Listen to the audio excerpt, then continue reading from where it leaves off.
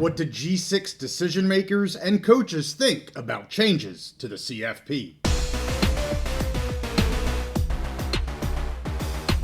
Changes to the college football playoffs is always in the news, so we're back on the Big Mountain. Hey, welcome back to the Big Mountain. I am JY, and we are putting together a compilation of some comments by decision makers and coaches of the G6 and what they think is going on with the college football playoffs and whether or not they believe changes should be made to the format.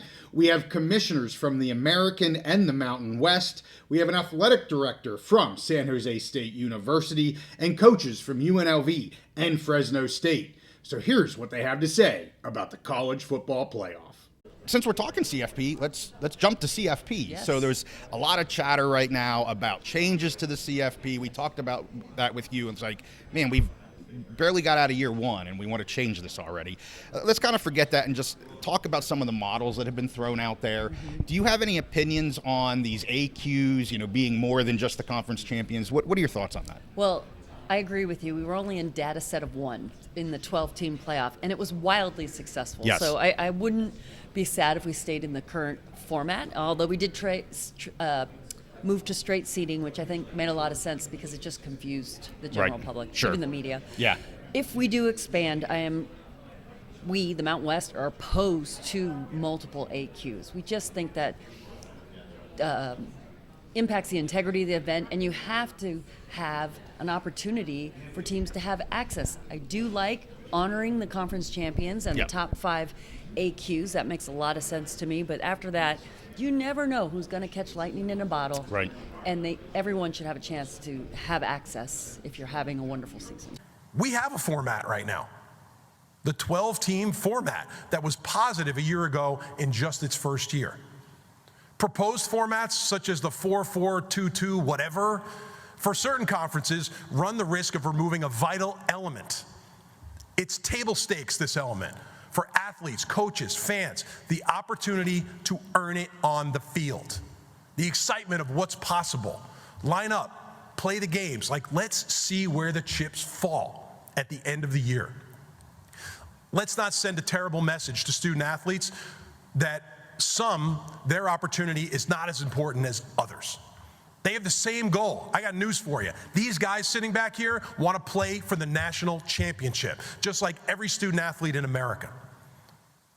So I'm going to be clear about the American and our position on the format. It's this. We are supportive of a format that preserves our access and provides the opportunity to earn more. We believe in a format without anything being guaranteed to any conference. The 5 highest-ranked conference champions should continue to receive an automatic bid, plus a significant number of at-large opportunities, giving anyone the opportunity to earn a spot. Win it on the field, a true merit-based system. We are continuing to audit the selection process, how metrics are used, how fairness is measured, how the system can evolve the right way. This is an important exercise for the future. Don't forget, the BCS did not fall apart because of the format. It fell apart under the weight of confusion, favoritism, and protecting certain programs over others. Have we learned nothing from history? That's what the CFP was built to fix. You have an opinion on this, AQ5, AQ44221 model, all these things being thrown around. Do you have any opinions on that? First of all, I'm okay with expanding from 12. Okay. I think there's, deserving teams, whether that number's 14 or 16. I think that you can create a system out of that I think the public would enjoy or come around to. I'm not for prescribing numbers. Where does that happen? We got 3 NFC North teams making the playoffs now because they were good last year. I mean, I just think that part of athletics is you play your way into championships. Otherwise, what are we doing? What are the lessons we're teaching? So I'd be in favor of expansion, and de facto, most of those open spots are going to go to the teams that I think would be more clamoring publicly for those. Sure. For a different structure to ensure that. But I think organically it's going to work itself out unless I'm mistaken.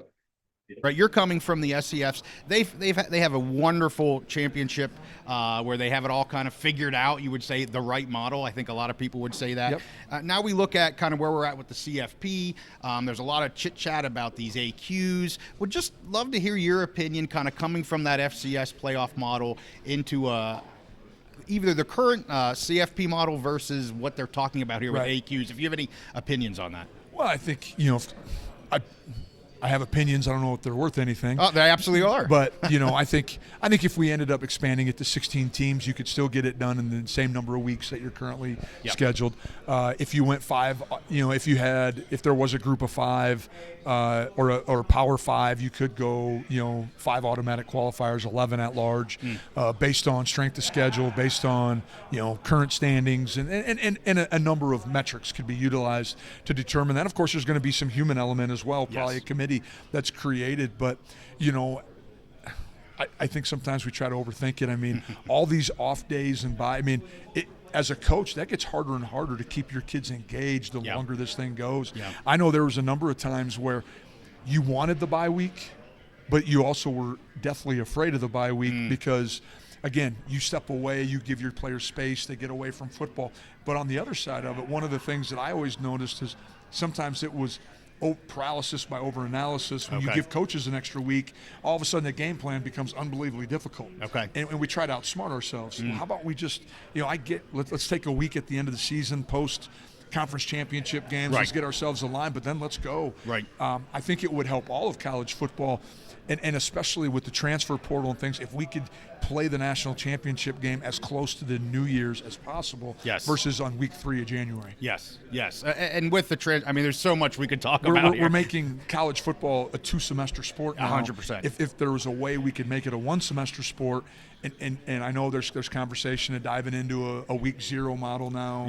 12 games in 13 weeks. I'd be an advocate for it. Let's find ways. Let's be creative. Let's do a good job of doing that. And I think we can then move the season up a little bit, which I think would be better for everybody. The question I have for you is regarding the CFP. You have a lot of knowledge here of where we've been, where we're at, maybe where we're headed. Do you have any opinion on kind of the chatter out there with the AQs, with the expansion? Any opinions on that? Well, listen, I'm good. We got 12 teams now. I think it works. I think the one thing that I don't want to see them do is get rid of the value of a conference championship. Now I'm fine with the top 4 teams. Listen, the top 4 seeds, if they want to vote out on the top 4, you shouldn't be punished for being one of the best teams in the country. But you should be rewarded for winning the championship. So I would love to see them. However they do it is, if there's the 5 conference champions that qualify, minimally, whether it's a bye or minimally host a first-round playoff game. You should, if you win a conference championship, you should have won the right to at least have a home game. So, if they expand. If we do expand, I'm definitely a 5 + 11. Automatically.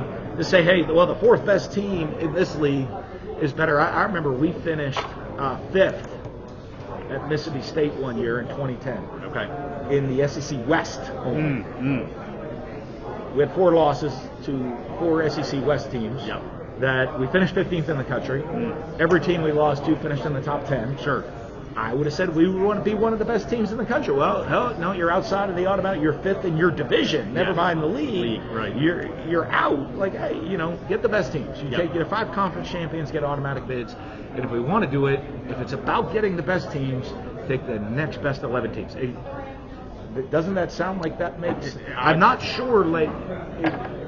I think should be any different, right?